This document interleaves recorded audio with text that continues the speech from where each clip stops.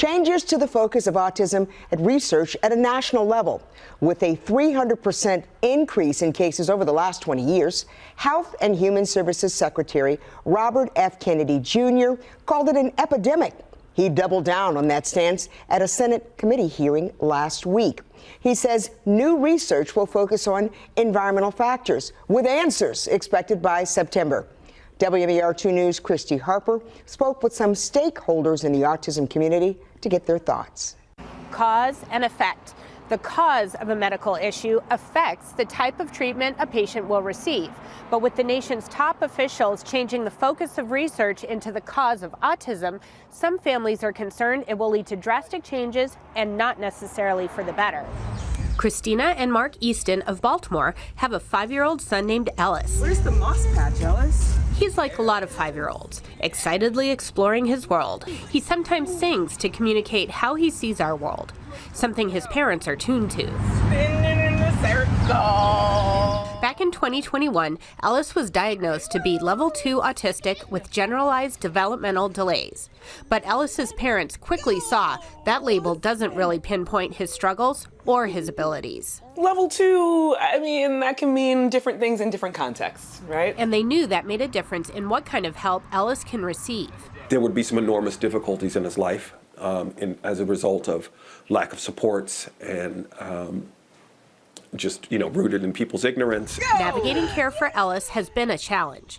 With many opinions about what causes autism, it's difficult for parents to navigate what combination of treatments are best. Cristina says in one evaluation, she received over 100 links to information for medical and behavioral support. It's frustrating because it sets you up as a parent to look at your child as if they are completely different than they were the day before you had this label.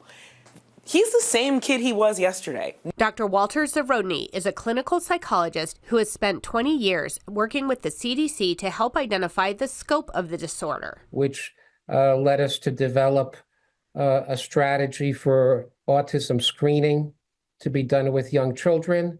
Last month, Dr. Zarodny stood alongside RFK Jr. as he announced the new study, stating the increase in cases show there must be some environmental factor. He says one of the difficulties researchers have in understanding the prevalence of autism is there are no biomarkers, no simple tests that say this patient has autism. He says that's why this belongs in the hands of experts. If I was trying to understand a legal dilemma or ethical question, I might ask a lawyer or a clergyman, but for medical problems, medical experts. Dr. Zarodny says medical experts look at a question in a systematic and ordered way, so the research is properly focused.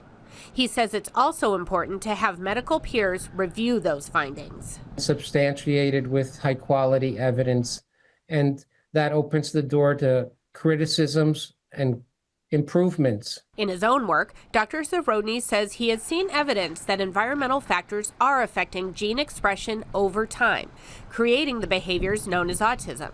But it's far from settled science, and not the only factor. Cristina and Marc fear if the research focuses on environmental factors as a cause, it will lead the community off course. Autism doesn't go away. You don't grow out of it, right? I was alive when kids like my son were literally in straitjackets instead of school. Dr. Zarodny wants no stone left unturned to find effective treatments now and find a cure. I don't believe things have progressed to that level of knowledge or awareness. So far, it hasn't happened. And for Cristina and Marc, cause doesn't matter.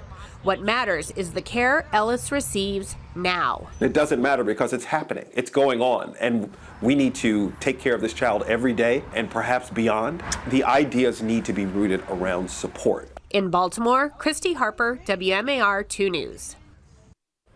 More than a month after his appointment, questions remain about RFK Jr.'s first hire for this new research.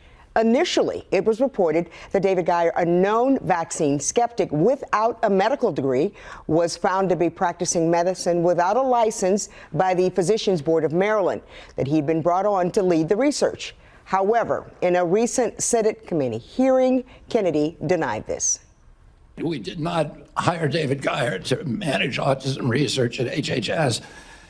So what is his job? What is his job then? David Geyer's official title is a senior data analyst for the HHS, but it's not clear exactly what he'd focus on.